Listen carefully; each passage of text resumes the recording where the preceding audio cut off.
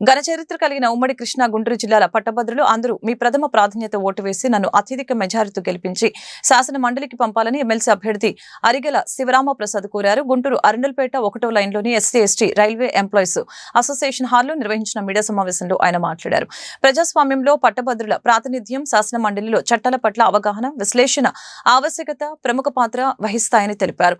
పట్టభద్రుల తరపున వాణిని వినిపించడానికి పూర్వ విద్యార్థి నాయకుడిగా, న్యాయవాదిగా మీకు సేవ చేయాలనే ఉద్దేశంతో ఈక్వాలిటీ అనే ఎజెండాతో ఎమ్మెల్సీ అభ్యర్థిగా పోటీ చేస్తున్నారని తెలియజేశారు. గ్రాడ్యుయేట్స్ హక్కుల సాధనకే వారి సమస్యల పరిష్కార దిశగా శాసన మండలిలో తమ గళాన్ని వినిపిస్తామని ఈ సందర్భంగా తెలిపారు. ఫిబ్రవరి 27వ తేదీన జరగబోయే ఉమ్మడి కృష్ణా గుంటూరు జిల్లాల పట్టభద్రుల ఎమ్మెల్సీ ఎన్నికల్లో కులాలకి, మతాలకి, పార్టీలకు అతీతంగా మీ ప్రథమ ప్రాధాన్యత ఓటు వేయాలని కోరారు. నమస్కారం, నా పేరు అరిగెల శివరామప్రసాద్ రాజా. నేను బెజవాడ బార్ అసోసియేషన్ ప్రధాన కార్యదర్శిని. నేను రేపు జరగబోవు ఎమ్మెల్సీ ఎన్నికల్లో ఎంతో ఘనచరిత్ర కలిగినటువంటి కృష్ణా గుంటూరు జిల్లాల గ్రాడ్యుయేట్స్ ఎన్నికల్లో నేను ఎమ్మెల్సీ అభ్యర్థిగా పోటీ చేస్తున్నాను. పోటీ చేయడానికి ప్రధాన కారణం, నేను గతంలో ఆంధ్ర సిట్టినందు ఒక మంచి విద్యార్థి నాయకుడిగా గత 20 సంవత్సరాలుగా నేను న్యాయవాద వృత్తిలో ఉంటూ మరి గత సంవత్సరం జరిగినటువంటి ఎన్నికల్లో నేను 670 ఓట్ల మెజార్టీతో విజయం సాధించడం జరిగింది. నా విజయానికి ఒక కులం చూడలేదు, ఒక మతం చూడలేదు. నా న్యాయవాది మిత్రులు అందరూ కూడా నాపై ఉన్న నమ్మకంతో నాకు ఓటేసి నన్ను అఖండ మెజార్టీతో గెలిపించడం జరిగింది. గత 6 నెలలుగా నేను వివిధ ప్రాంతాల్లో న్యాయవాదుల సమస్యలపై వివిధ కృష్ణా గుంటూరు జిల్లాలో నేను అన్ని చోట్ల తిరుగుతున్నాను. అదేవిధంగా సమాజానికి సేవ చేయాలన్నటువంటి ఒక దృక్పథం నాకు చిన్ననాటి నుంచి ఉంది.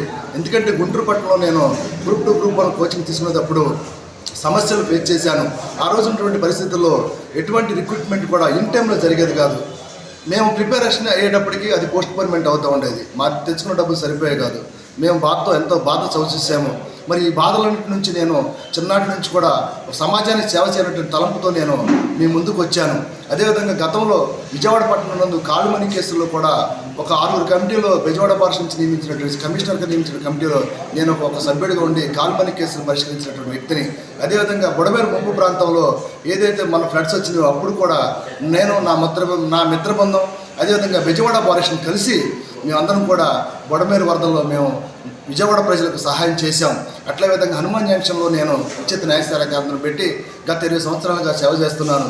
నా దృష్టికి ఏ సమస్య వచ్చినా సరే ఒక కామన్ ఎజెండాగా ఒక వ్యక్తిగా నేను వెళ్ళి వాళ్ళకి సహాయం చేస్తూ వారి సమస్యపై నేను పోరాటం చేసేటట్టు ఒక మంచి వ్యక్తిగా నేను ముద్ర వేయించుకున్నాను. సమాజంలో దయించి ఆలోచించండి. రేపు జరగబో ఎన్నికల్లో మీ యొక్క ఆలోచన విధానంతో ఓటేయాలని చెప్పని మిమ్మల్ని అందరూ కూడా ప్రాధేయపడుతున్నాను. ఎందుకంటే సమాజంలో నిరుద్యోగము అదేవిధంగా మరి ఎంతోమంది గ్రాడ్యుయేట్స్ ఈ రోజుకి చాలా బాధలు ఫేస్ చేస్తున్నారు. వారందరి కోసం అదేవిధంగా ప్రైవేట్ టీచర్స్ కోసం నేను ఒక ఎజెండాను తయారు చేసుకున్నాను. ఈ ఎజెండా ద్వారా సేవ చేయాలనుకుంటున్నాను. అదేవిధంగా గతంలో గెలిచినటువంటి ఎమ్మెల్సీ అభ్యర్థులు ఎవరు కూడా ఏ రోజున కూడా మండల వారి సమీక్షలు చేయలేదు. నేను గెలిచిన తర్వాత మండల వారి సమీక్షలు నెరవేరుస్తాను. నా సోదరులందరితో కూడా నేను ఇంటరాక్ట్ అయ్యి ఏదైతే సమస్యలు ఈ సమస్యలపై నేను శాసన మండలిలో మీ వాడిని నా వాడిగా నేను వినిపిస్తాను. మీ అందరికీ నేను తోడుగా ఉంటాను. నేను ఇంకో విషయం కూడా మీకు మాటిస్తాను, 24/7 నేను ఎప్పుడు కూడా మీ అందుబాటులో